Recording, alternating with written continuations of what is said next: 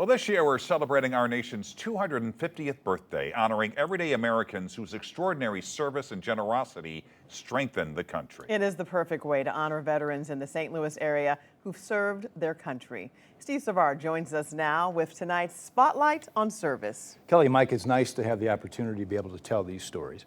Kirkwood native Frank Jones was 23 in the summer of 1969, serving as boat captain on the backwaters of South Vietnam, intercepting troops and supplies before they reached North Vietnamese forces.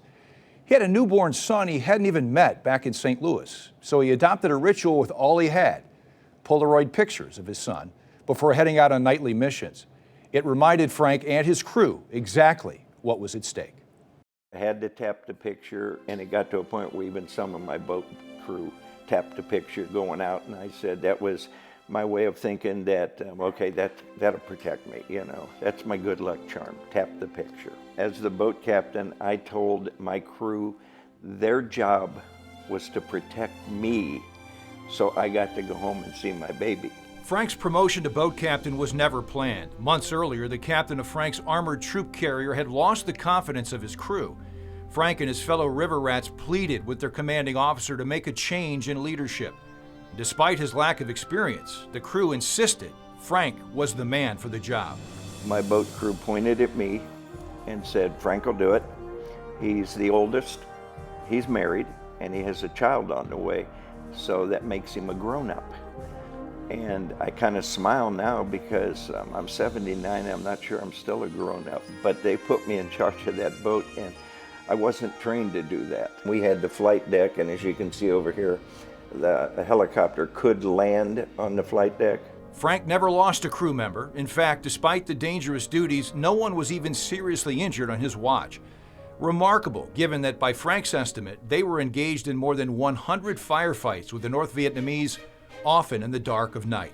And it was usually very quick. I mean, firefights didn't last for hours, they lasted for minutes.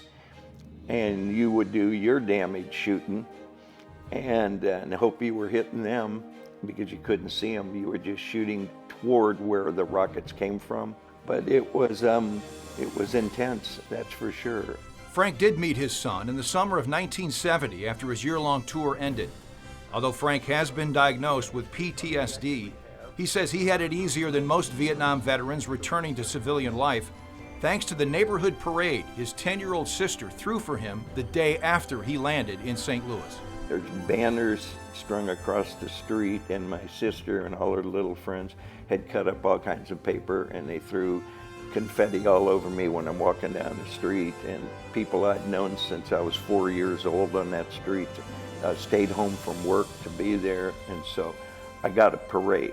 And you're not going to hear that very often from a Vietnam vet. That parade made a difference in your life. Big time, big time.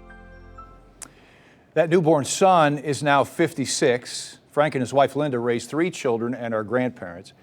Frank's commanding officer in Vietnam told me that Frank was mature beyond his years, which made his unlikely promotion to boat captain work so well. These days, Frank is still giving back. He volunteers with Greater St. Louis Honor Flight after taking his honor flight a few years ago.